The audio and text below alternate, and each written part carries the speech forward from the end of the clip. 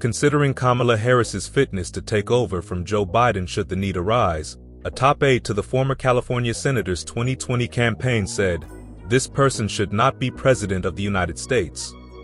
The withering assessment, given after Harris was picked for vice president in 2020, is reported in the Truce, Progressives, Centrists, and the Future of the Democratic Party by the reporters Hunter Walker and Luppen. The book will be published in the U.S. on January 24, 2024. The Guardian obtained a copy.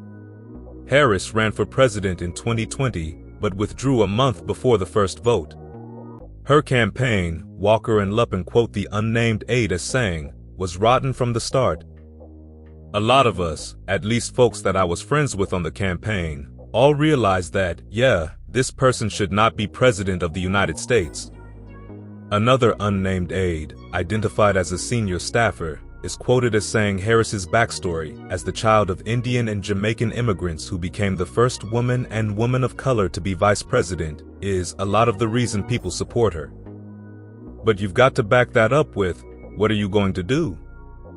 In fact, Harris made a strong start to the Democratic primary in 2019, landing memorable blows on Biden in the first debate when she brought up the veteran senator and former vice president's historic opposition to busing, a way of compelling racial integration in public schools.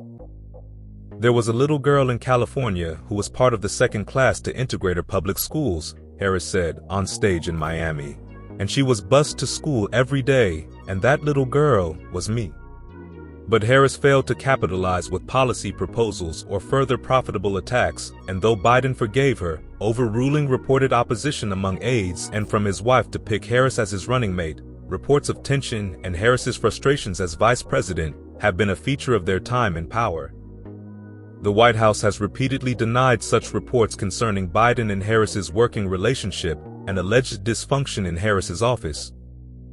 Biden and Harris are set to form the Democratic ticket again this year. Polling, however, shows widespread concern that at 81, Biden is too old to properly prosecute a potentially historic campaign, with Donald Trump seemingly set to be the Republican nominee once more. Polling also shows low approval numbers for Harris.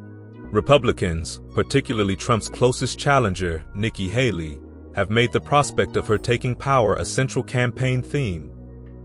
Walker and Luppen report speculation that Harris could line up a 2028 bid on a ticket with Pete Buttigieg, the transportation secretary who won the Iowa caucuses in 2020. A former Buttigieg staffer is quoted as saying Harris has established a personal relationship with Pete in a way that she doesn't with other people. But alleged people problems, familiar from reports about Harris's campaign and her time as vice president, also surface in Walker and Luppen's book. The problems Harris and her team had experienced on her campaign had persisted during her time as vice president, the authors write. Harris saw heavy staff turnover, with aides describing a toxic climate riven with factionalism and mismanagement. One source who worked for the vice president declined to go on record or even discuss matters anonymously due to the heated atmosphere around the office. They refused to characterize the experience of working for Harris, apart from offering a three-word assessment. It was, they said, Game of Thrones.